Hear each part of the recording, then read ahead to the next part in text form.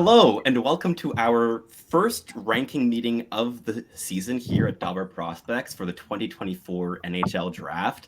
I'm joined here by most of our team was able to make it. Thankfully, this is going to be a great meeting. I've been excited for this for a while, and let's officially kick off our ranking season.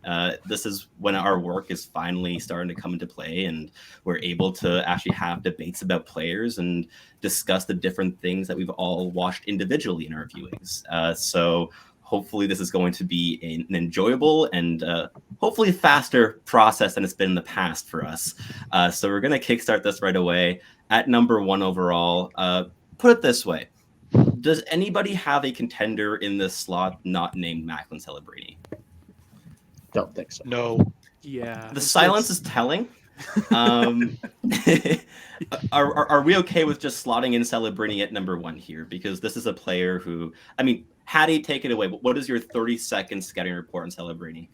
Yeah, I mean, everything he does in motion. Everything is connected within every, all the different facets of his skill set are all cohesive and fluid in ways that you don't really see often from draft year players playing in the NCAA. He's just performing on every game. He's often the points leader and just the overall, offensive leader on a BU team that is stacked, that has Lane Hudson, that has all these guys. So yeah, there's no doubt for me. There's so much that Celebrini does right. And yeah, he's mainly going to be a rush scorer. He's mainly going to be a guy who's going to get a lot of his points off the rush, producing with his speed and, making plays in the defensive zone and just carrying the puck out. But it works. It works really well. And yeah, Celebrini at 1, there's no doubt about it. Yeah. He's 2 points per game in college as the youngest player in college. Yeah. So I don't think it's not really that hard to debate. Yeah, for sure. Yeah. I saw a tweet earlier today from Chase McCallum, who said that the only similar prospects based on age and league in his era are named Sidney Crosby and Connor Bedard. That's pretty good company. Yep. So I think that's settled.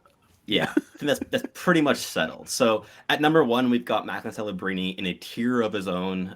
There was clearly no debate here. So swiftly moving on to number 2 to not waste any time here. At number 2, I know that from extensive conversations with Hattie that the two of us have a player that we like in this slot more than others. But are there any names apart from Ivan Demidov here, who is a player that has really, really impressed both me and Hattie?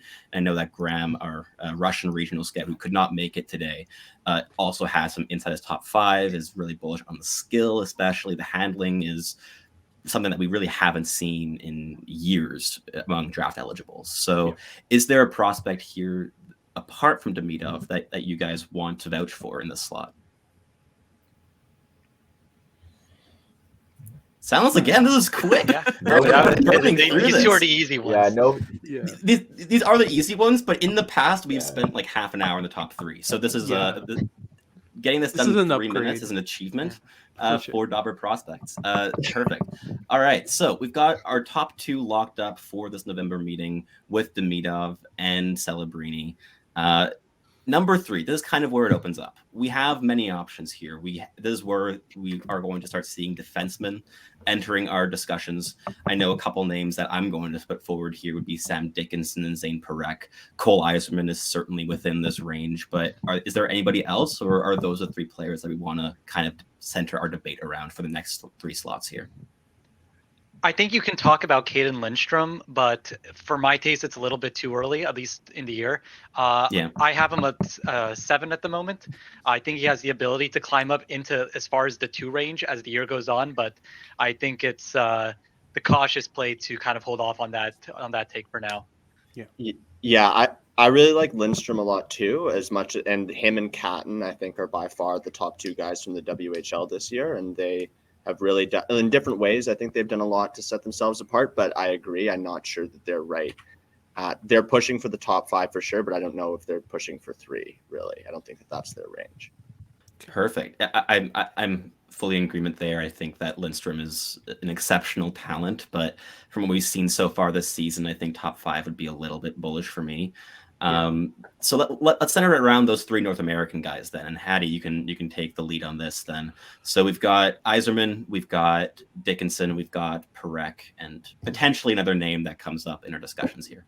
Yeah, for sure. I mean, for me, Sam Dickinson's really solidified himself as the kind of the best defenseman in this draft. As much as I like St. Perek, I think they're kind of neck and neck. But I'd lean towards Dickinson mainly because I don't remember the last time I seen a player with that much defensive impact on a nightly basis. On top of being comfortable on the puck, comfortable carrying it up the ice, he has this poise and this composure on the puck that's still growing.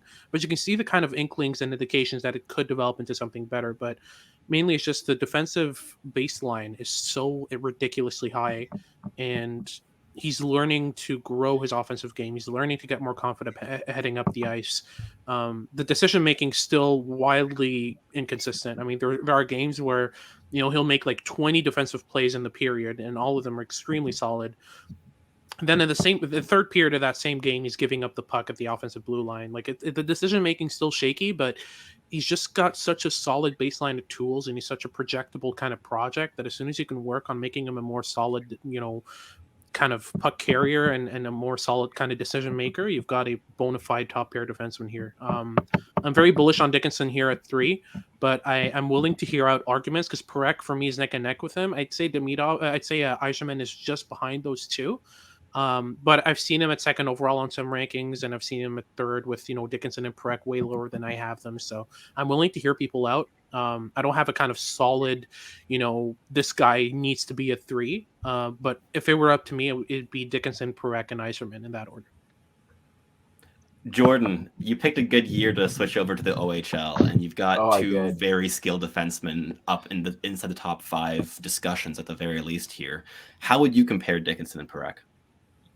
Well, like, they're from the same league, they're from the same conference in that same league, and they couldn't be more different as players. And just by looking at them, right? Like, you've got Sam Dickinson is when you're playing like EA Sports, like NHL hockey and stuff like that, and you're building your creative player. That's who you're building, right? Like this guy, when he's 22, he's probably going to be 6'3", 6'3 and a half, probably pushing 215, I would assume. His skating is so good, not just for his size, but like good. Yeah. Even if he was a 6'1", 185-pound player. And like Hattie said, the defending is so advanced. Like he looks like a guy who's, the guys who are like 3 days, shy of being in last year's draft, and they're the oldest guys in the draft. They're in their 3rd year of major junior hockey and stuff like that, and they're just shutting things down because it looks like they played in that league for so long. He's not. Like, he's a June birthday. This is his 2nd year in the OHL, and he plays for a team in London that not only do they have a track record of relying on veterans, they also have excellent veterans on that blue line, right? Yep. They've got, like, I look at last year, and it's probably a testament to Dickinson that he was able to carve out the ice time that he did playing with, D+2, Mayu, and a former 1st rounder, D+1, Isaiah George, former 4th rounder, D+1, Jackson Edward, former 7th rounder, and then obviously Oliver Bonk, who was in his draft year was an eventual 1st rounder as well. Yeah. And he was able to carve out the time he did. He's and to play, like, the Hunters are probably your hockey men, prototypes as well. And to earn a lot of time, you have to be good defensively, and that's clearly what he worked on there. To see the strides from D-1 to his draft year, and he's taken a step offensively as well. Look, like, Hattie nailed it. Like the I don't think the vision, I don't maybe think that the offensive instincts are there, but they're better than they were last year. So that does show that there's progress being made. Like, he's still young. He's got such a high floor. And maybe I don't think his ceiling is as likely, but the ceiling is sky high, because if you think, oh my God, look at the step he made offensively from his D-1 to his draft year, well, then what if he takes another step like that? So he's kind of one of those guys who has a really high ceiling and a really high floor, although I don't know if he will ever hit that ceiling of like taking the offensive game to anywhere close to the same heights as his defensive game. He's a good player. I find when he's carrying the puck through the neutral zone into the offensive end, it's like sometimes he's kind of like outpacing his teammates. He's kind of he's going right into some traps. He doesn't really do a good job of maneuvering his body into spots where he can set up easy passes for himself. And plus, I just don't think he's necessarily seeing everybody. But look, he's a good player. He's still put out points despite all that. Like the shot's good. It's hard. It gets through. It gets on net. It puts it in position for rebounds and for tips. Yep. And like the defense is just top notch. I don't think players realize how athletic he is until they're trying to go around him. I saw Luca Pinelli the other day try to beat him to the outside, and you could tell he was probably thinking, okay, by this time I'm usually past the guy right now, and meanwhile Dickinson step for step. So it was really impressive. He's top exactly. For sure. Just, in terms of, making sure we get someone here at 3, is Dickinson your guy, or do you see an argument for Parekh or Yzerman ahead of him? Oh, Parekh is. I watched a hell of a game of Parekh the other day. He's neck and neck, but I do like the fact that like Dickinson could probably he's like a sure bet for at least a middle pair. And obviously has that high ceiling. Obviously, Parekh is an unbelievable player. We'll get more into him later, but no, it's Dickinson by a hair for me. Yep. Yeah. Same here. Any arguments for Yzerman at 3, David? Not on my end. I actually have Yzerman at 5 as well, with Parekh at 3. I personally just am more a fan of the offensive instincts that Parekh carries. Honestly, I'm all on board with Dickinson at 3. I see the logic. My mind agrees with you, but my heart just goes to Parekh. I mean, he's just such a dynamic player, so offensively skilled. I can't pass up on him if I wanted to. My heart just won't let me. For sure. I definitely understand that. In terms of majority here, I think it's going to be probably Dickinson 3, Parekh 4, Yzerman 5. Is everyone comfortable with that, or is there another name you want to throw in there? I agree. My heart also says Parekh over Dickinson, but if we've got the unanimity of the NA and OHL, even if it's just a smidgen going Dickinson, I will defer to you guys. So we've got our top 5 set then, do we not? Any other contentions to any other name apart from those 3 in these 3 slots? Next up is where all of this opens up. A couple names that I think I might put ahead here that I think are going to get some enthusiastic support would be Caden Lindstrom. I think that we have Consta Helenius right in this mix, Michael Brandsegg-Nygard. We have about 7 or 8 players that I think are kind of all open right now, where it's an open forum for debate here. So do we have any bullish takes here of a strong argument for who deserves this slot at number 6 on our board? Well, I would take Helenius at 6 personally. I just think that he has the bigger body of work. I'm going to trot out the old cliche of he's a 17-year-old playing in a men's league, but honestly, he was a 16-year-old playing in a men's league last year, and he was just as impressive. Just from that body of work, I have more confidence in Helenius holding down that 6 spot, and if he's dropping, he's not dropping by much.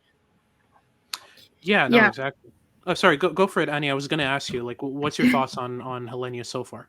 Yeah, I'm a big fan, and I just think he's so smart with the puck and off the puck too, and I feel like if everything clicks right, there's a chance he's going to be next Sebastian Aho. So I really feel like he deserves the number 6 spot.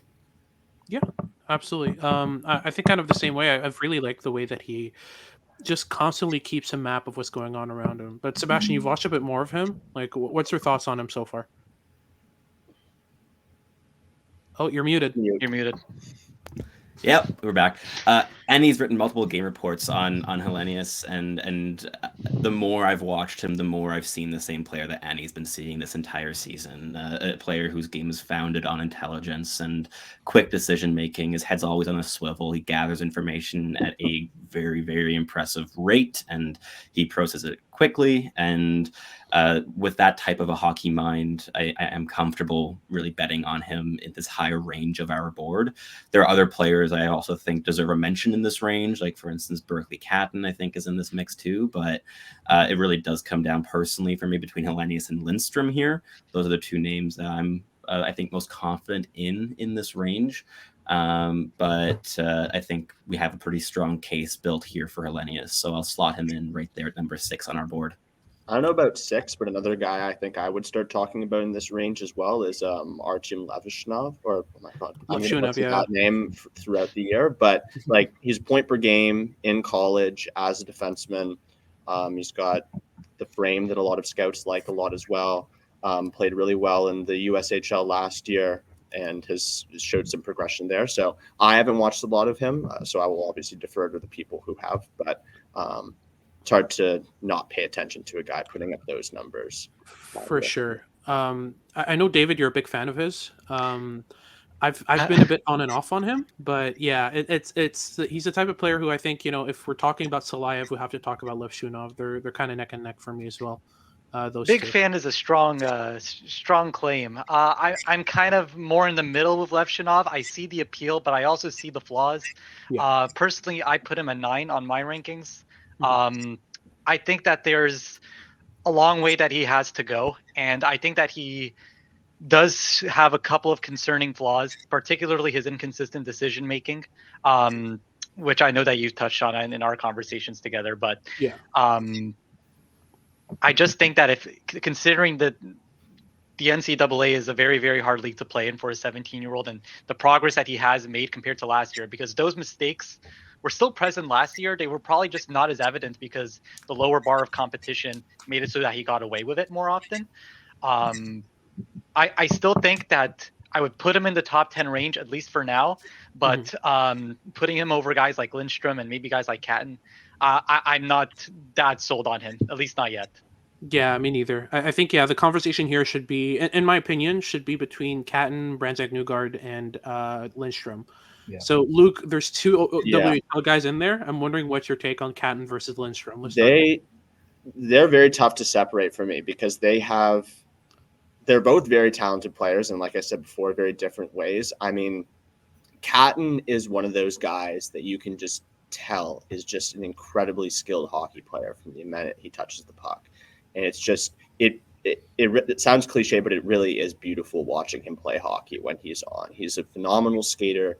He uses his lateral ability in every direction. He's got a great sense of where he is on the ice and where his teammates are, and can find them with just like sometimes just really absurd passes, like things where he's just not even looking and throwing it from the right corner to the left post. And you don't even know how that happened. But then again, he does come with a lot of inconsistencies as well, where can be really lazy on his side of the puck, just not back checking, and can kind of lose attention in the defensive zone sometimes, losing his man. But he's got a really, really tantalizing offensive skill set. And then Lindstrom, on the other hand, is also really talented. He's really smart as well, which not sure he gets enough credit for, because he finds a lot of lanes very well, and in terms of his ability to create them for himself and find them for his teammates. But obviously, I think what a lot of people really hone in on is the fact that he is very physically involved. Like he, not just getting engaged in battles, but he just bowls people over. And that is the one qualm I think I have with his game, is that sometimes he relies on his frame a little bit too much, where he's not taking always the best forechecking routes and kind of relying on his weight to separate guys from the puck. But it's like splitting a hair with those two guys, because it's just Catton's ceiling is so phenomenally high, but just for a different reason than Lindstrom's, who's also is really high. I think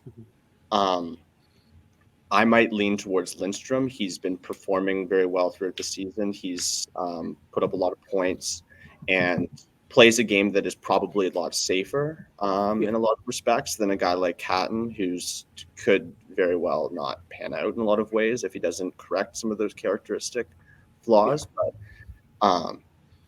like Catton's upside is really, really high too. I think it's Lindstrom, but it's not. If it is at all, it's not by much.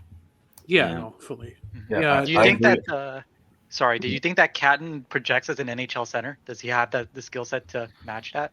I think he could. I mean, I think I put a little bit less stock in how much size plays a role in playing the center position than some people. So I feel like he could. I'm not sure that like he would be an incredibly adept forechecker, or I think, and he might be wasted as kind of playing a pretty up and down winger role. I think playing center maximizes his skill set more, but in order to be effective at it, he does have to actually try in his own end a little bit, and hustle back a little bit.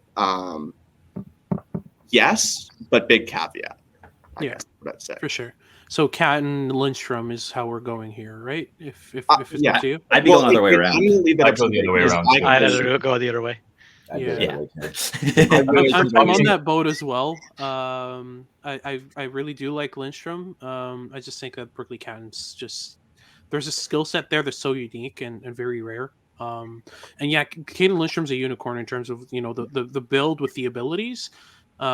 But Berkeley Catton is just, he's got that clutch factor that you rarely see in prospects. He is just so, like, it's rare that you see like, I think of Cristal last year, and then Cristal had obvious flaws in his skating as well. But Catton does not have those same flaws. Like, he's a very fluid four-way skater and uses his lateral crossovers very well. So it's just, he is just a very tantalizing prospect. It's those like soft skills that are just very, you don't see in a lot of players. Yeah. So, you know, as our WHL scout, you know, you're in charge of these two guys. Yeah. So at the end of the day, I'd lean Catton. I think the ceiling's higher, but Caden Lindstrom is just right there, I guess. You can ask me tomorrow and I might come up with a different answer. But it's really like I'd go Catton for now. We'll make it clear how tight these two guys are. We'll keep them back to back for sure. Yeah. And it'll so be really fun. It'll be really fun as we go along, because I think there's always going to be a battle between Dickinson and Perek in the OHL, and then Catton and Lindstrom in the WHL. Yeah, and those orders could very well reverse or flip flop as we go, right? Yeah, for sure. Moving on for me, I mean, before we talk about Salayev and Levshunov and Yurachek and that kind of bunch of guys, I need to shove Brandsegg-Nygard in this conversation for sure. Like, I have to have him ahead of Salayev and Levshunov and Yurachek. Like, he for me, you know, it's been clear all year. There's a different level to the way he thinks of the game, and the puck skills have come a long way since his draft -1. For me, if he's at, you know, if he's anywhere behind those three, I think it's a loss. Like, he's just been ridiculously smart on every shift I've watched of him. So yeah, I've been thoroughly impressed with him. Hattie, I really liked him in the international games I saw. I've said, like, he's not at all in my range or in my region, so I don't watch him on a day-to-day basis. But like, being an older player, who's playing in, like, it is a pro league. That's, you know, Hockeyallsvenskan is obviously a pro league, but what do you think? Why do you think he hasn't produced as much as maybe you'd think he would? Yeah, it's a combination of a lot of things. I mean, mainly the team he's on isn't necessarily the type of team that really excels and scores, you know, 3, 4, 5 goals, you know, offensively. On top of that, the style that he plays is a lot more of a kind of shoot and retrieve, where his teammates get a lot of puck touches that he creates, but you know, the goals come after a long cycle of possession where his defensemen are exchanging the puck and moving it down. I mean, Sebastian, you've probably watched a bit more of him than I have, but from the 4 or 5 games I've caught of his, what's always stood out is that, you know, he's thinking of the game ahead of things. He's moving pucks to teammates in good areas. He's getting a bit more cohesive in his skill set, but the puck's just not going in. And it's a bit of the same that we saw with Kasper Haltonen last year, but to a higher extent, in my opinion. Just really bad puck. I agree. I think that Michael Brandsegg-Nygard is going to start scoring at a pretty decent clip in the Allsvenskan. This is a player that already plays exactly like you'd want any middle six NHLer to play the game stylistically. And I think in terms of tools and ability, he's pretty damn close to that level as well. Like, this is one of the few players in this draft class that I am quite confident would be able to play good NHL minutes in a year's time already. Not sure he will, or we'll obviously have to regroup and see what's best for his development at that stage. But early on this season, there's no more NHL ready player outside the top one in this class than Michael Brandsegg-Nygard. So I'm a fan of him in this range. This is exactly where I would personally have him land. But he's already the most intelligent and seemingly capable piece in Allsvenskan top 6. And the fact that his points don't reflect that, I think, is unjust to how he's been playing hockey. So I think the production will come. Yes, he is older for this draft class, but you won't hear many people complaining about him being an old prospect when he's playing NHL minutes before he hits his 20th birthday. So I wouldn't be surprised at all. He's a really, really good player. He's going to go high in the NHL draft. This is where I would personally have him. So we'll lock in Michael Brandsegg-Nygard at 9 on our board here, which means that we now are outside the single digits. So it opens up even more now. So we've got even more names in here. I'm just going to start listing off some names, and please stop me if there's someone that you guys are really bullish on in this range. Personally, my top remaining players would be Anton Salayev, Igor Chernyshev. This is Artem Levshunov range for sure. Who else? Who else is in this range? Did we mention Juracek? We haven't yet. This is a little bit high for me personally, but if you have an argument for Juracek in this range, I'm open to it. I just threw it out there because I thought he was on that list earlier, but no, I have him a little lower myself. Personally, I would slam Chernyshev in this conversation as well. I think that this is a more or less good range for him if he keeps up the good work that he's been doing so far this year. Yeah, I like Salayev slightly more than Chernyshev so far. Me too, slightly. At this range, I think the conversation has to be like Salayev, Levshunov. But if you want to push for Chernyshev, I'm not against him at 10. I just have a lot of trouble kind of navigating how he compares to Salayev and Levshunov, because I've watched both of those guys extensively, and Sebastian has as well. We'd love to have Graham's thoughts on Salayev versus Chernyshev, but he's not here today. He has both in his 10 to 20 range, so they are comparable players for him as well. So I was also chatting with open Graham, and he said that he actually has. Oh, sorry. I was chatting with Graham about a week ago, and he said that those guys are in that range, and he also I think he said he has Artemanov as his second-rated Russian player. So that might be rich, but that's where he's seeing it. So I think he has them all that said, I think he has all of them very similar spots within that 10-20 range. Like Artemanov is going to be brought up seriously in discussion within the next 20 minutes here as well. Like he's probably going to feature in our later teens, but I think 10 is a little bit rich there. But in terms of the name that I think the name that I would personally back here would be Anton Salayev. He's my top remaining European prospect by a decent margin. The toolkit there is unbelievable. This is a player who covers more ice than you really see any prospect cover, let alone a prospect playing in the KHL as a draft eligible. He's a really he's a good skater in terms of covering ice. It can look wonky. Oh yeah, it can definitely look wonky at times. When you're 6'7" and built like a truck, it can look wonky when you're on ice on ice knives on the ice. So Salayev is a ton of fun. I've seen a lot of growth from him in the last 2 or so months. Heading into the season, had multiple conversations about Salayev in terms of tearing our hair out of our heads because it was frustrating at first.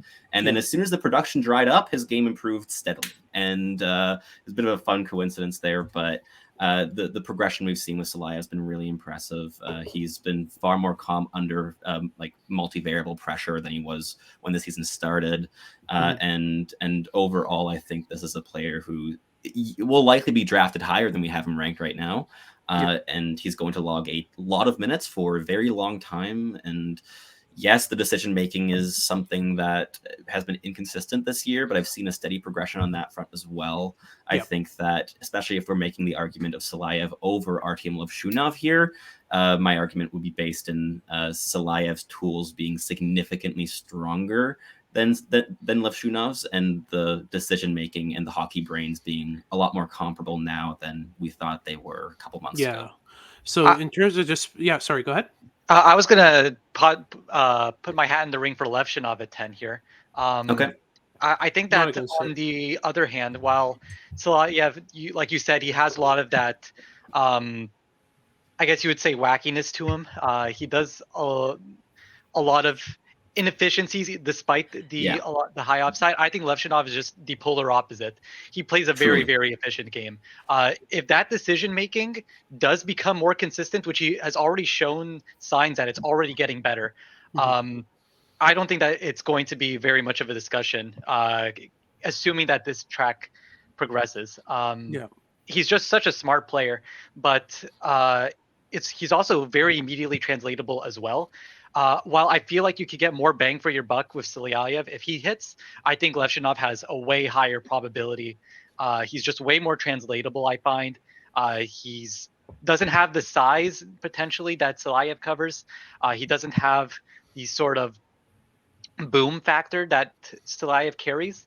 But when it comes to NHL translatability, to a full package of skating, shooting, his hands, it's all comparable. So if it's a matter of just taking the safer bet on who can actually hit that and do all those things at an NHL level, I would definitely be taking Levshunov. Okay. Well, in a case like that, if we go Levshunov, Silayev, Chernyshov, any objections to that? Perfect. Yeah. Cool. That's 3 off the board. Good. And here's where it opens up even more. This is where I would start considering, Ryder Ritchie would be in this conversation. Trevor Conley maybe as well. Any other name? I mean, Adam Yurchek maybe. I feel like a lot of his issues have been a bit overblown. It might be a bit early for me. Maybe a couple slots. A tiny bit.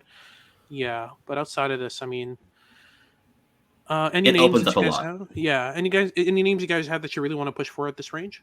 I think we can mention Kiviharju at this point. For sure. How do you feel about Kiviharju?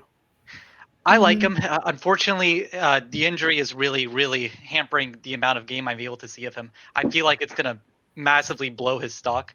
If he does come back, though, I can see him having like 2014 or 2012 Morgan Riley run where he just lights the league on fire and skyrockets into the top 5 just because he's that dynamic. Yeah. But then again, we have to wait and see. We kind of have to treat him as a placeholder, as you can't forget about him, but you haven't seen enough from him that you can place him too highly confidently. Personally, I put him at 15, but I mean, at that point, you could put anyone at that range. For sure. It's wide open here. But yeah, what's your take on Kiviharju? Well, the situation right now is really hard because I think he started his season kind of slow and he improved game by game, and then the injury happened. Yeah. So it sucks for him.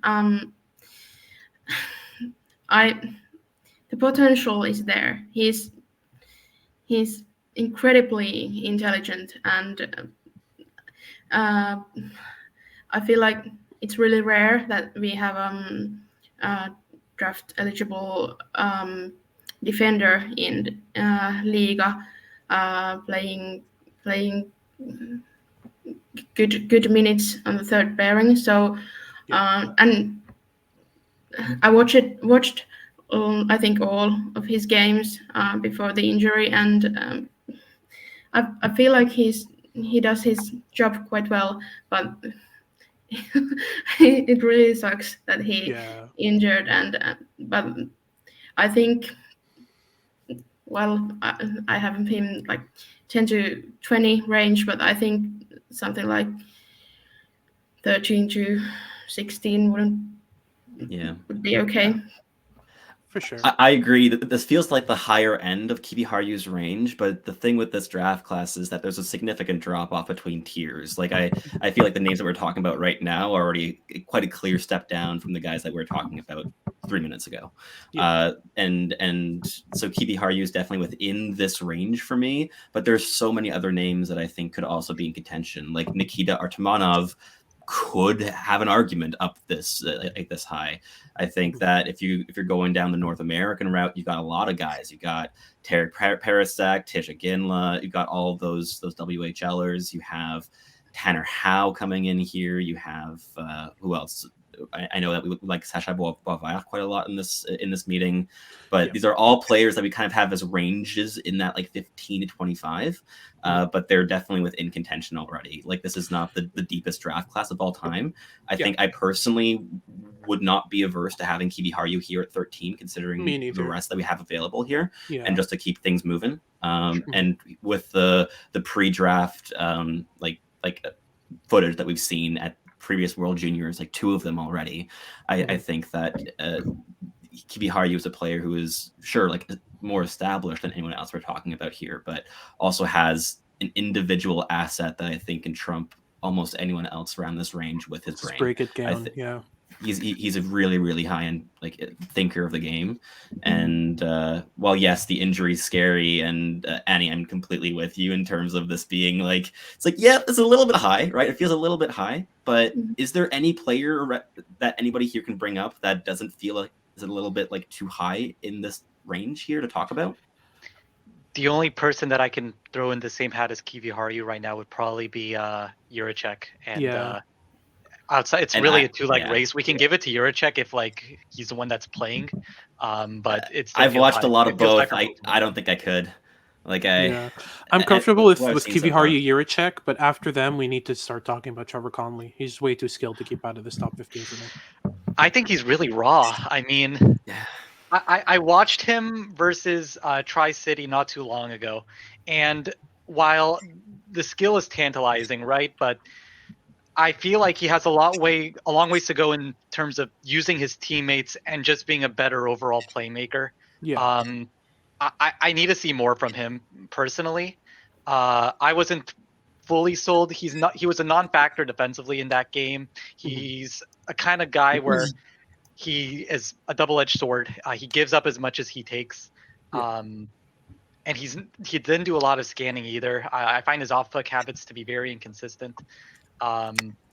You gotta love the raw skill and you have to love the confidence, but for this to become NHL translatable, I think he has a lot of work ahead of him. He's the kind of guy that I would kind of see like Will Whitelaw last year on another level. There's a lot of talent here, but he really needs to just stay in college for 4 years. I don't want to see him in the NHL until he's 22, and keep him away from John Tortorella and the like, because he will be the coach's bane. Considering like he has a lot of confidence. That's like the strongest part of his game. He wants the puck on his stick and he wants to make plays with it, but he gets himself in hot water regularly. If he can manage a way to balance it, he could honestly be a top 10 talent, but he needs to get there first. Yeah, for sure. I just believe in his ability to get that done. I mean, there's a way that he kind of processes a game that I haven't really seen from a lot of prospects in this draft. I mean, for me, the way that he approaches the game is very much like Demidov, where he's just like, I want to be the catalyst on this team. I want to create something on every puck touch. And even if it doesn't work, just a mindset is going to bring him far, at least in the NCAA level. And once he's in those situations where he's trying things, that's how he adds things to his game. So I'm convinced with his ability to kind of build a translatable package around his unrivaled level of confidence and ability. That's kind of my take on him. So I wouldn't drop him too far after 15, but I'm fully here for any conversation for other guys that want to be thrown in this range. Jordan, I don't know how you feel about Ryder Ritchie. Luke, I don't know how you feel about Ryder Ritchie. We can talk maybe about Luke Misa, some Richie guys like that. Done a ton to like stand out for me, honestly, this season. I think it might come down to some of the viewings I've had, because I know a lot of other people are higher than on him. But for me, I haven't seen much that would really separate him from some of the other WHL guys that we might have around this range, like Howe, Iginla, Parasak, those kind of guys. I think he's probably the top crop of those 4, but I don't know if it's by much, and I don't think I like him more than some of the other guys that we're discussing in this range as well. for sure. I'm leaning Conley here just because I can't really look at any names on this list and think of anyone I would have as a kind of bona fide better player, including Sacha Boisvert. Like as much as I like him, just there's something about his skating that really turns me off, and it's not just the skating as on its own, but it's just I want to see him anticipate the game 5-6 steps in advance, given how poor his skating is right now, and he just doesn't. He's a fantastic puck carrier. The decisions he makes offensively and defensively are really solid for his current level. But I'd start talking about Boisvert around the 18 to 20 range. This is a bit early for me. I think if we're looking at the guys right now, the only guy I would consider would probably be Adam Jiricek at 14. Like, as much as I don't like him, I feel the same way. Like, I've struggled a lot in every single viewing I've had of Adam Jiricek this season, but with the names that we have in contention right now, I can't really do anything other than champion Jiricek in the slot.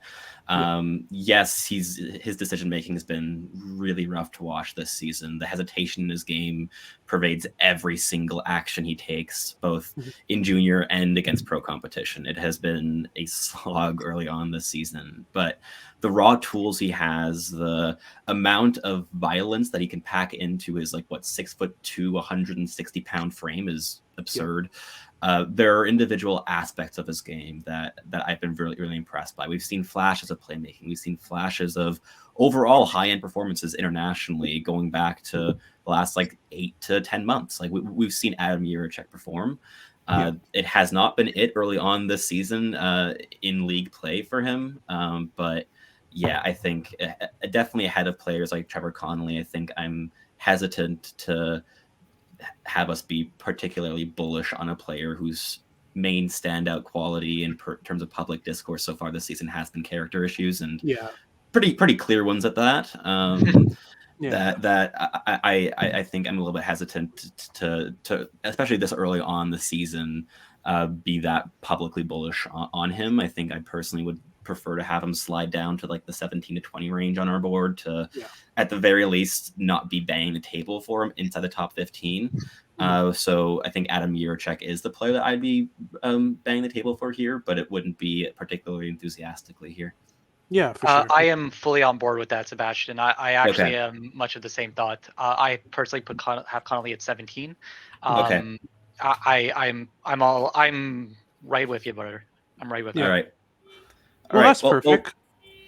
And things open up further again, yet again here, right? So we've got Connolly, who we're going to slot in a couple picks time. So we've got a couple more players that we can kind of make statements on here. So I'll put the question out to all of you, because there might be players in your given leagues that you have ranked in terms of 25 to 45 range based off of the quality of past drafts. But from what me and Hattie have seen so far, we can pretty confidently say that those are all names that are in the hat now. So from now onwards, if you've got guys that you like a ton and that you're bullish on, please bring their names forward. This is the best part of these early rankings early on in the season. We're able to kind of take wilder swings without as much hesitation as in later rankings. So if you want to kind of get a name up there that you think is going to rise this season that you're excited about, please do bring them forward. Yeah, there's two players from the OHL, like I said, or like you said, actually, Sebastian. These are guys who probably wouldn't, I wouldn't feel comfortable having these guys in the 12 to 17 range based on maybe prior drafts, but somebody has to go in the spot, right? We can't just have 3 gaps or 4 gaps, right? Guys I really like in the O would be Beckett Seneca. I know he's got his warts, but man, I don't know. I really like that guy. And then Luke Misa as well. Talk about a guy who kind of does everything well. Really dependable, really reliable player, smart player. So fast. Yeah, the pace is unreal. I'm all fast moving and fast thinking too, right? That's the thing there, right? Normally I'm not wild on the smaller older guys in junior as top 15 guys, but there is a track record of smaller guys who do compete and are as smart as him and are that mature and play a defensive game who find a way to overcome maybe the physical things as well. So I'm a big Luke Misa guy, and he would be not maybe here in prior drafts, but in this draft, this year, you could make an argument for sure. I'm fully on board with that. I agree with it too. Yeah, I'm happy with Luke Misa. It's a bit rich for Seneca for me. I'd have him a tiny bit lower. But two guys I would have in this conversation, firmly in this conversation, probably Tarek Parasak and Nikita Artemonov. And with Parasak, I want to preface this by saying it's not just the point totals. If he was scoring half a point per game, I'd still be on the same page regarding him. He's one of the smartest players in this draft class, and by a decent margin. The anticipation on him is ridiculous. I know the skating is, for lack of a better word, bad. He does have a bit of a limited toolkit in terms of, he's not going to rifle a puck from the half circle like a Nick Suzuki does. He's not going to one-time it like a Cole Caulfield does, but everything he does, like a lot of his goals are just one-touch plays around the net where he just outthinks his opponents and gets to spots before them, even though he's a worse skater. On top of that, there has been a tiny bit of growth I felt in his kind of rush scoring ability. He's able to curl pucks around opponents and shoot around sticks and that kind of stuff. So his shooting's improving. But every time I've watched Tarek Parasak, I just keep getting reminded of draft year Nick Suzuki, and I can't unsee it. It's just the anticipation of passing lanes, the ability to kind of draw players in and play through them, the defensive ability, the fact that he's trusted in all situations, the combination of poor skating and average tools, but really intelligent kind of processing of the game. Like every step of the way, I keep getting reminded of draft year Nick Suzuki when I watch him. And obviously, like Nick Suzuki got better, became a top line player because of everything he developed after his draft year. If he had stayed the same player, he wouldn't be an NHLer. But I feel like Tarek Parasak is smart enough that he can kind of add tools to his games gradually, just, kind of similarly to Suzuki did, and become the kind of same profile of player, but to a kind of more muted extent, where you're seeing him on a second, third line, doing kind of the same things, dominating on the power play, playing that penalty kill role and just uplifting everyone he plays with, because that's what he does, and that's why he has so many points. Like, that's my take on him. Luke, how do you feel? Yeah, I don't think he's even playing at all with Riley Heidt. Yep. That's totally made like a whole new scoring line for them, basically. I like him a lot.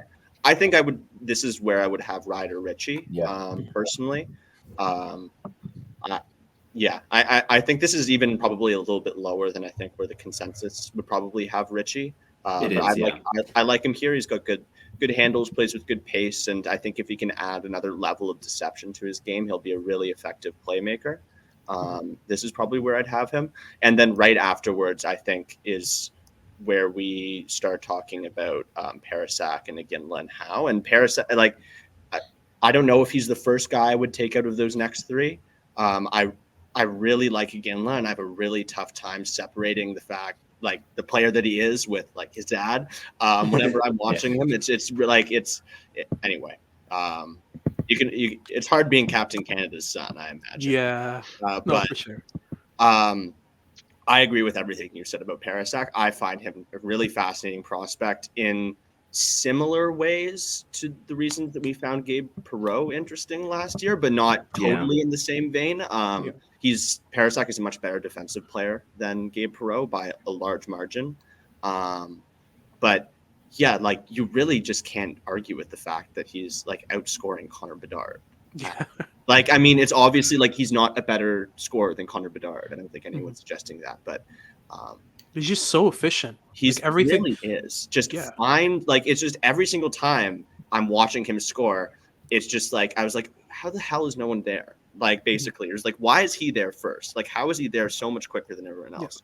It'll be like basically off a face-off. He'll just kind of meander his way into like the perfect spot, and then he'll just tap the puck out. So I don't know how much he is the dynamic next level that a guy like Ritchie has, but he's probably going to have a pretty solid NHL career. So this is the range I would start talking about him for sure.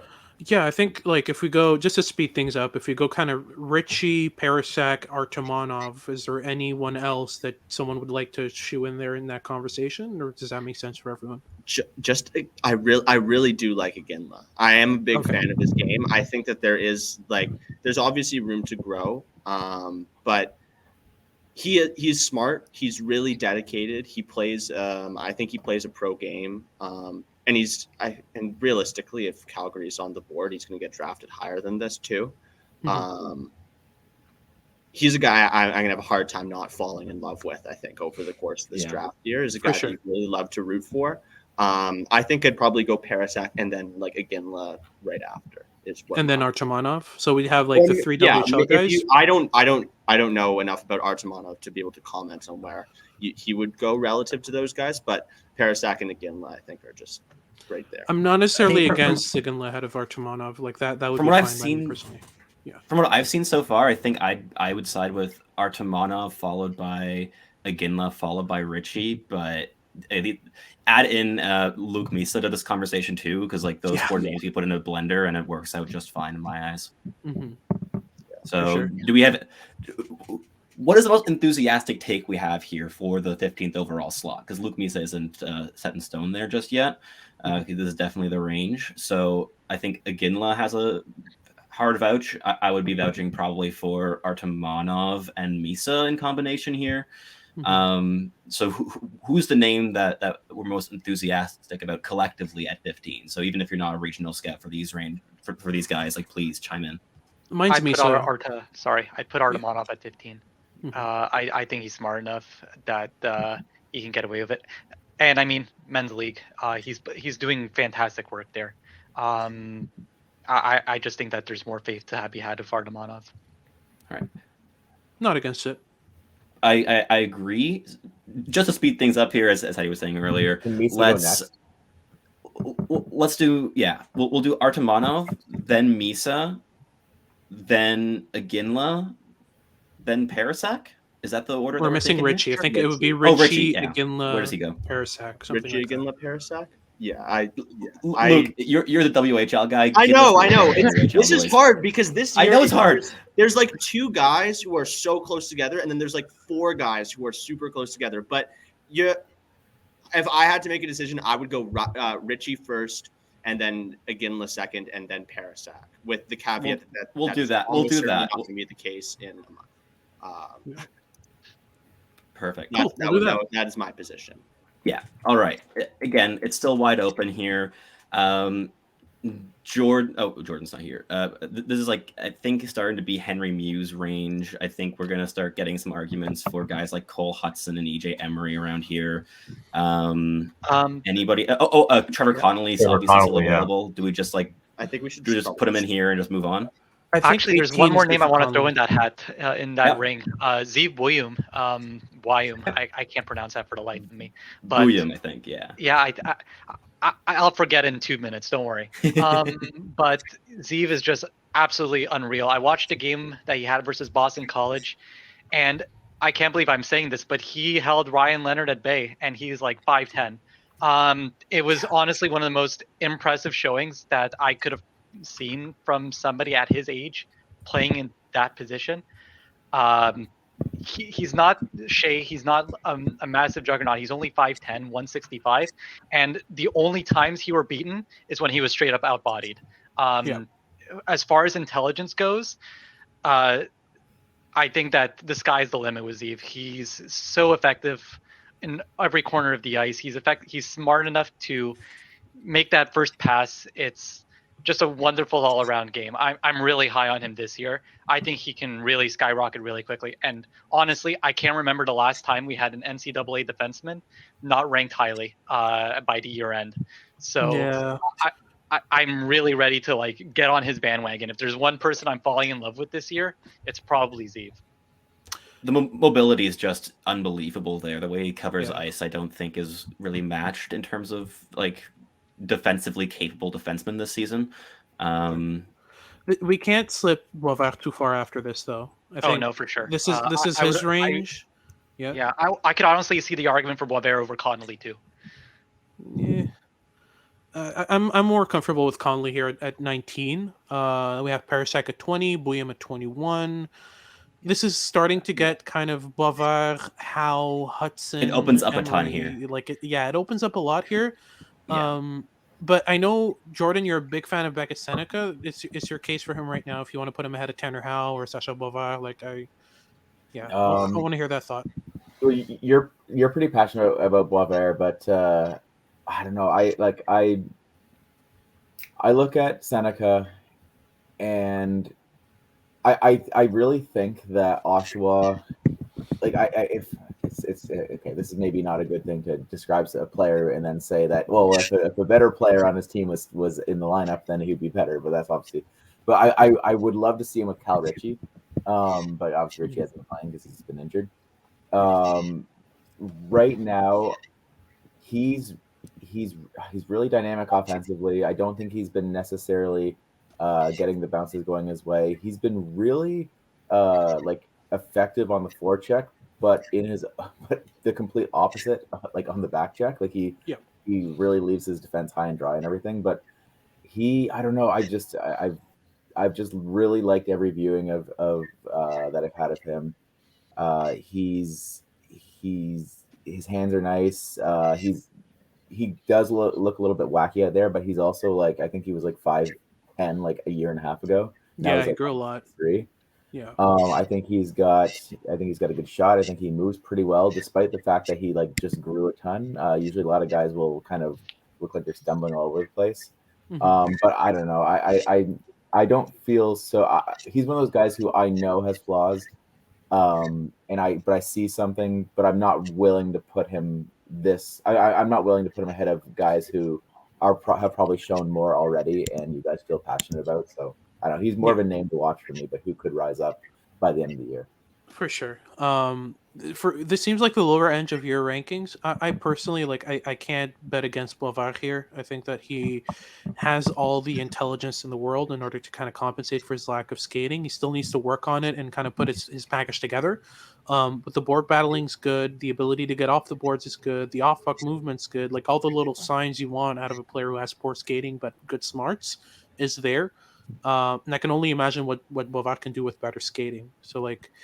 The toolkit's really interesting. Like especially at the start of the year, I don't think there was a single goal he scored that wasn't like a highlight reel goal. So like it's just he's got the toolkit, he's got the skills. The only other name I'd maybe put ahead of him would be Tanner Howell. Howe I like. Yeah, I like him a lot. I love him too. Yeah, he's also another guy that's just really fun to root for. So undersized winger, but battles really hard. Great play. This year's Brendan Gallagher. Yeah, he does remind me a lot of him, honestly. Gets to good spots on the ice, has a tight handle on the puck, good playmaker, keeps the touches short. He's the guy I would feel very comfortable having at this spot. For sure. I think we just lost Sebastian, but that's fine. He's back. There we go. We'll move on with Tanner Howell. I think the push for him is decent at 22. Yeah. I think Boisvert at 23 makes sense. And then I'd push Cole Hudson at 24 personally. Yeah, any lower than that, it becomes an the issue. amount of pure skill that he has in this draft class that, as we've been discussing for the last hour, has quite a big drop-off in terms of high-end skill pretty early on in the first round. I don't think that we can really drop Cole Hudson much further than this. But, David, you've watched more of him than anyone else here. So what's your take on Cole Hudson? He needs a big defensive pairing. I've seen him play with John Whipple and Laporta. I'm just not convinced that he can hold a pairing on his own, at least not yet. I have yet to see the NTDP try Hudson and Emery. I'm going to bang my head against the wall until they eventually do it because it feels like a match made in heaven. It seems like the obvious decision to make. I will continue to clutch my prayer beads, but it's just... He gets himself in so much trouble so often, but he's always got the creativity. He has a plan and he's able to carry it out most of the times, but eventually he runs up against guys who are just bigger than him, guys who saw what he was going to do, and he's just left out in open water, and he doesn't have anybody to cover for him because usually his deep partner is trying to support that play. I think somebody that can do both, like Emery, would be very, very fun to watch. I saw him with John Whipple in the most recent Five Nations series, and it was kind of the same idea. Whipple has also been very, very laid back in my viewings of him. He plays so far back, honestly, that he's not even on my screen half the time. Yeah. But I really just want to put it with Emery, because Emery is showing all the promise that that they can work together. I just really want to see it. Until then, I want to keep Hudson at a relatively like steady spot. I think 24 for him is more than fair. But if he gets that sort of chemistry with any pairing member, it doesn't need to be Emery. Like if he does it with Skahan, fantastic.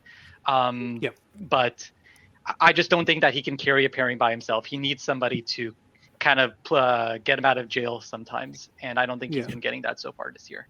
There's a reason that he's not top 20 on our board right now, right? Sure. Like it's not been a perfect season for Cole Hudson, but the pure skill is still astounding, and I think that anywhere lower on our board here would be more difficult to justify than having him. Jordan, what's your thoughts on Liam Greentree, real quick?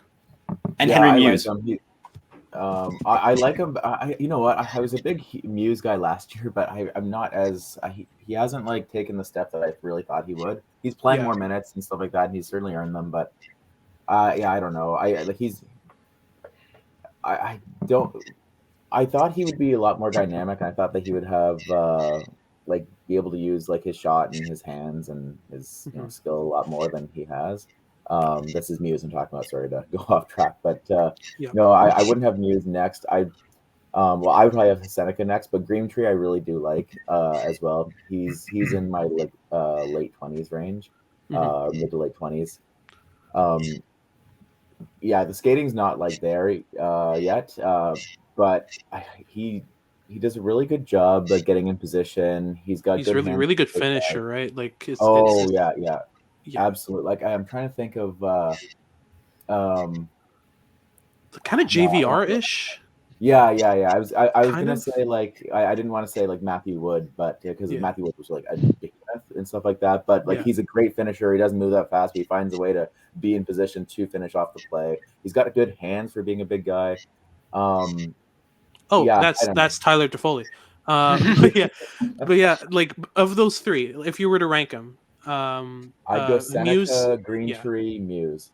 Okay, we can just throw them in that order, and then this is it. I have a couple more names that would kind of be in that same range, likely even beforehand. First, Matvei Shuravin, really intelligent player playing KHL minutes, who our Russia scout likes a lot. Like Shuravin's in his 10 to 20 range, and to be respectful to Graham's work, I got to bring him up around here. Because that is a more bullish take than anyone else around here can actually give right now. With the players that we're talking about in these ranges, a couple more names I just want to bring up, not necessarily in contention with those three like consecutive OHLers, but I think EJ Emery has an argument in that mix for sure, and I think that Michael Hage, Andrew Basha, and Emil Hemming are coming up. I'm not sold on Michael Hage. My opinion. He makes me very sad. Yeah. I want to bring him up as a name, not necessarily recommendation here. Him specifically. Are we going to stick? I have a lot to say about Hage. He's a very interesting one. So we're saying HM at most for now. We'll keep Hage for later then to stay on track. Then with those Shuravan at 25. I think if we drop him any further, it's a disrespect to Graham at this point. I would concur. Yeah, I think we've left it as long as we can. So we've now got Shuravan locked in at 25. Did we miss Muse actually? Muse should have been 25. Muse is definitely coming up in the next 7. I'm gonna ban the table from at 32 if he doesn't come in before then. I think for Jordan's work, I think we should probably just stick in Beckett Seneca here because he is a player that you are being vocal about and gotta respect that. So I'll plug Beckett Seneca in here at 26 on our board. Is this now EJ Emery time? Andrew Basha? I was going to ask, Annie, how do you feel about Emil Hemming from what you've seen so far? Yeah, I think he has got really good physical tools. There's something about his decision making that I'm not really on board with, but I think it's if he can adapt more deception to his offensive game, I think he could become a real offensive threat.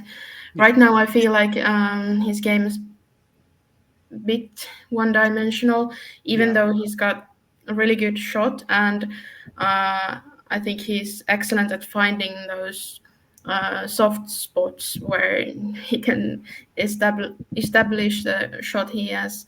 So, but I think I'd have him like as a late first rounder. So Yeah. For sure. I definitely think we're going to get to him in the next couple picks. Yeah, the way you're describing him and the way from the things I've seen, he's like Liam Greentree has a lot of the things that Emil Hemming does, plus some things. So I think that if we put Hemming in this range just a bit early, but maybe like 31, 32 is when we consider him. But yeah, are we going? Let's just compare the D-men real quick. So we got Henry Muse, EJ Emery, and Will Skahan, and Carter Yakimchuk in this kind of four guys. First, Luke, how do you feel about Yakimchuk? I've seen him all over the place. Okay. I'm going to preface this. I really dislike defensemen who play the type of game that Yakimchuk plays. That's the first thing. The second is like I have seen some games where he has been doing some great things. I think he's very confident, and I think that plays very well at his level. I'm not sure he's significantly more skilled than some of the other defensemen who are below him in these rankings, but he is very confident and wants the puck on his stick a lot and tries to make plays a lot, which sometimes pans out very well for him.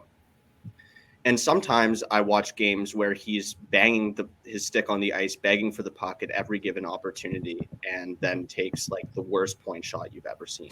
And he's Jeff Petrie. I find it very frustrating.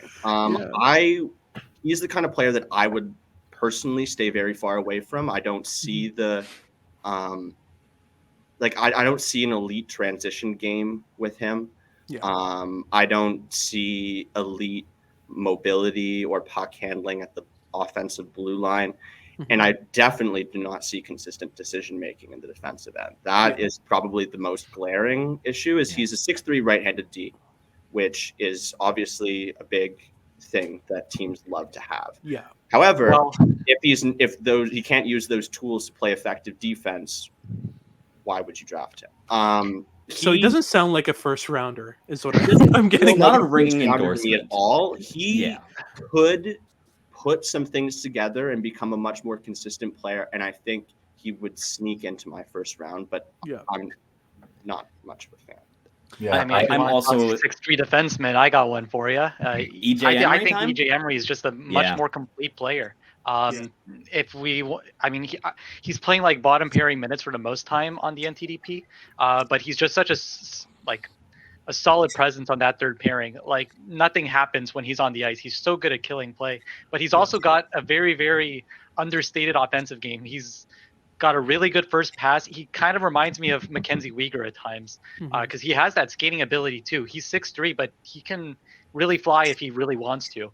It doesn't potentially see as much action as it probably merits, but I think given the opportunity, he can really run with it.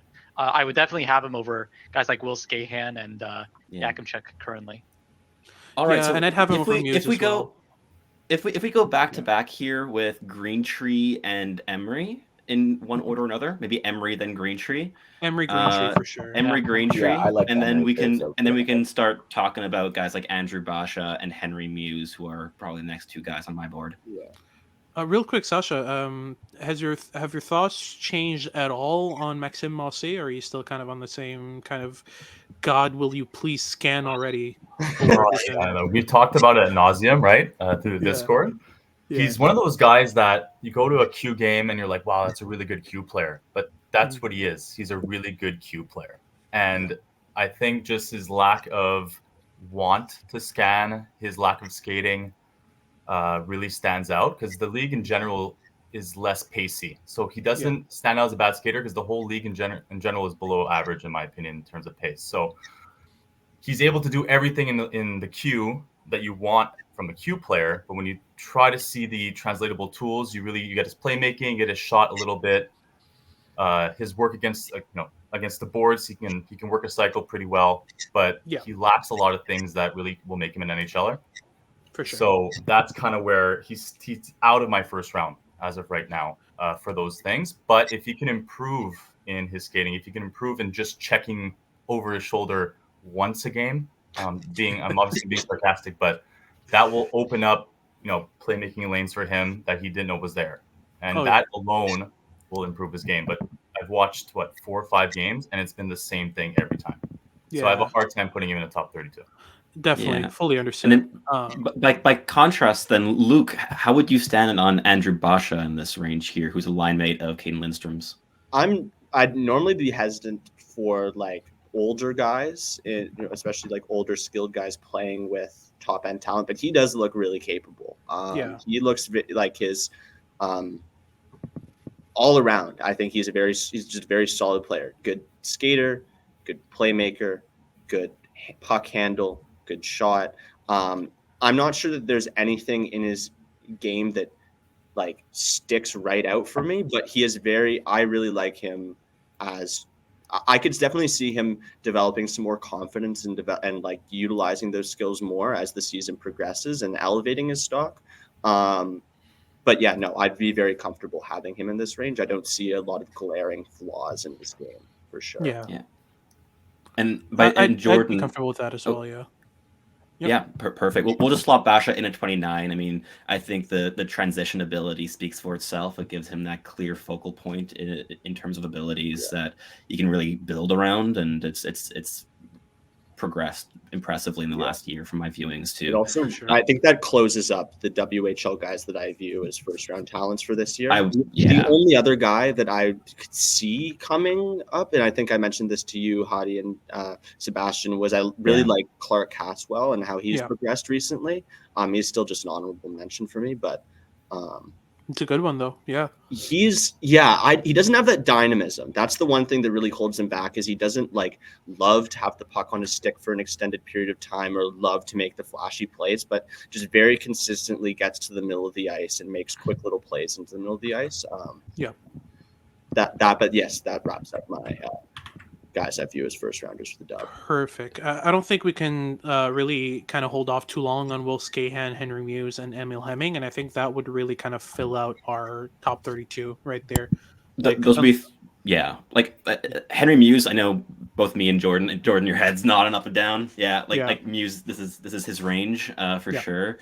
Is there any other player among you guys as regional scouts or in general that you want to be pushing for inside this top 32, just so we don't fall into the trap of like arbitrarily sticking guys because they're the top by consensus? So, the only one I'd talk about would be Cole Baudouin, but that's just me. Like I like Baudouin. Like he's the third guy on my board after remaining after Basha's gone now, but after Henry Muse. Probably Baudouin is the next one, but it would be pretty close with Emil Hemming. Like those are my next 3, but I haven't watched enough of Will Skahan to really talk about him in this range of whether we want to keep him inside the first round or as an honorable mention. Skahan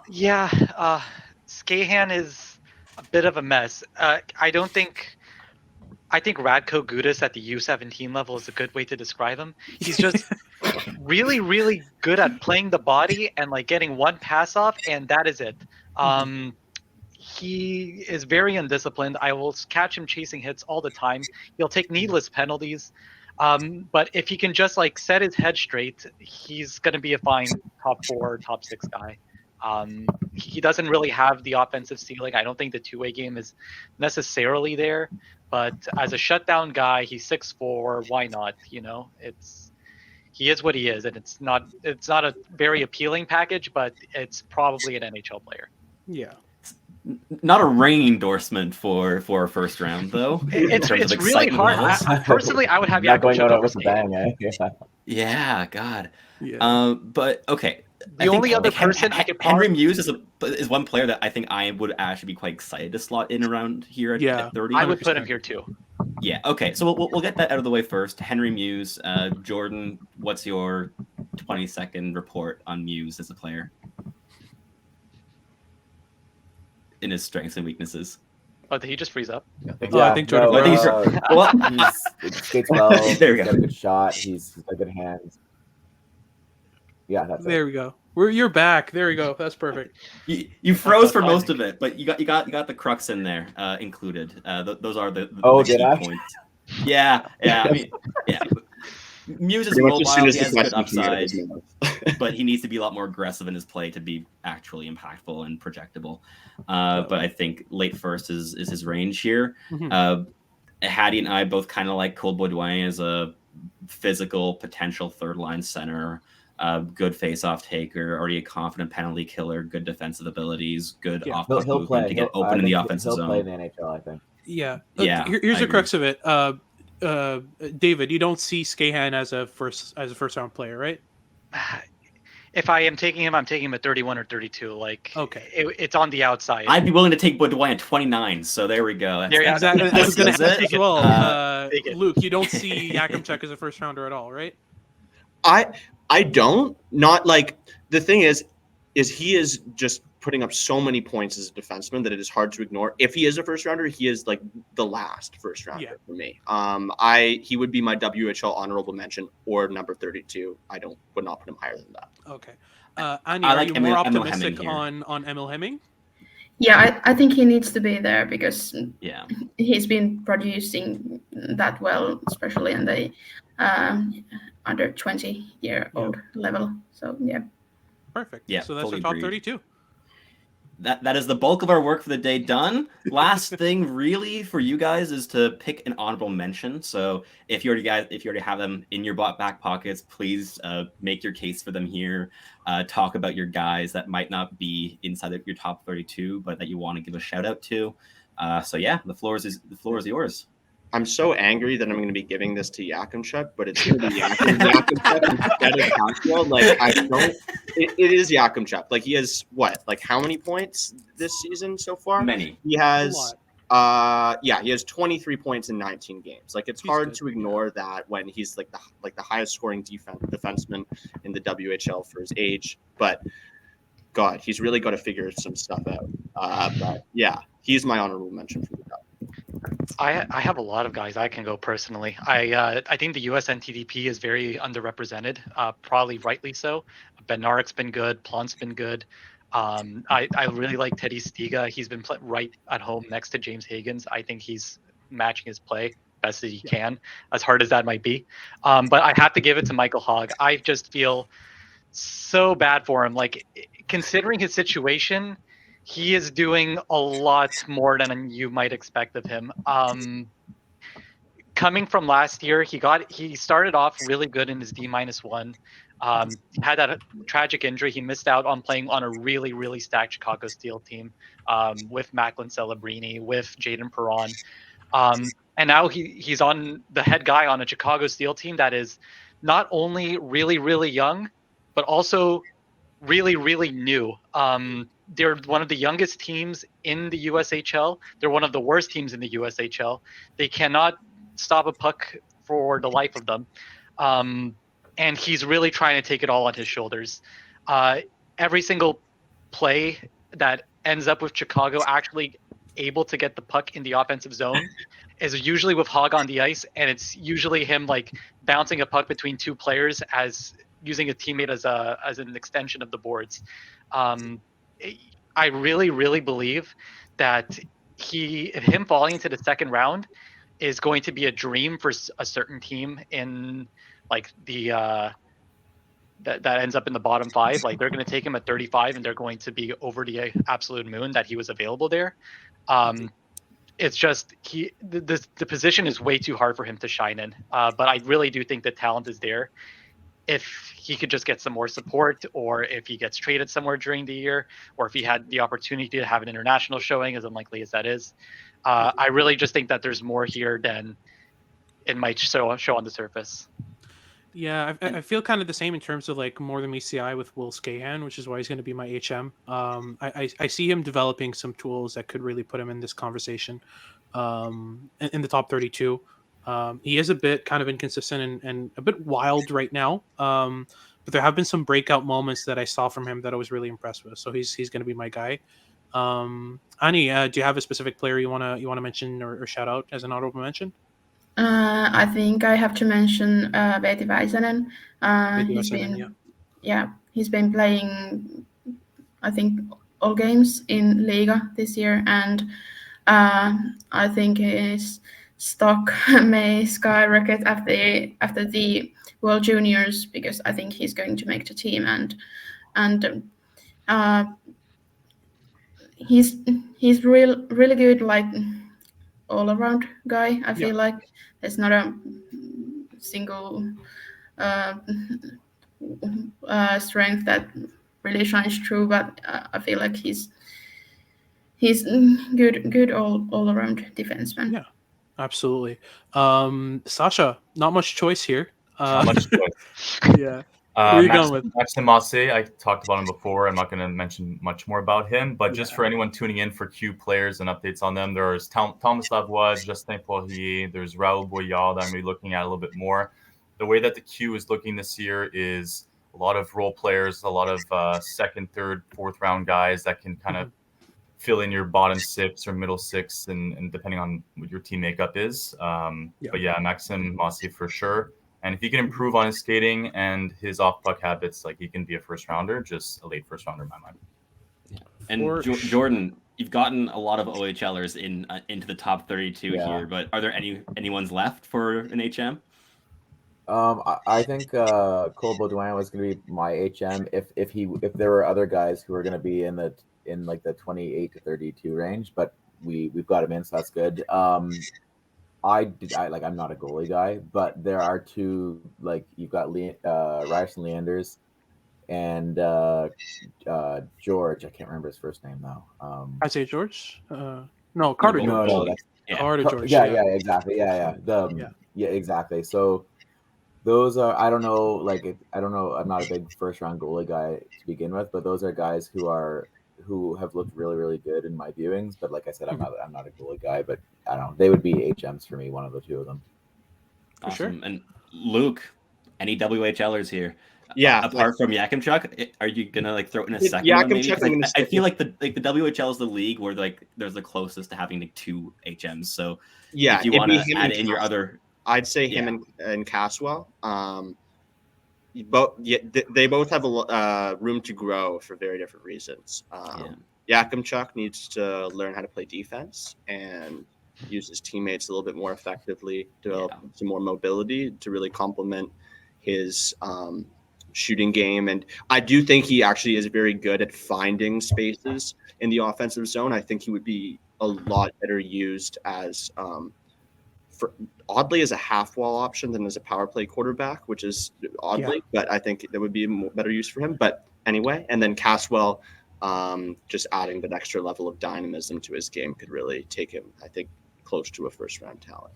But yeah. And the one name I'm going to put forward for myself here is Ondrej Kosh. He's a very intelligent, smart defensive player. He's a forward, but it's his defensive game that shines the brightest. He doesn't have the offensive toolkit for me to really make a big push for him inside our top 32. But if we're talking second rounders with upside as defensive pieces, Ondrej Kosh is one I've liked a lot, especially internationally so far.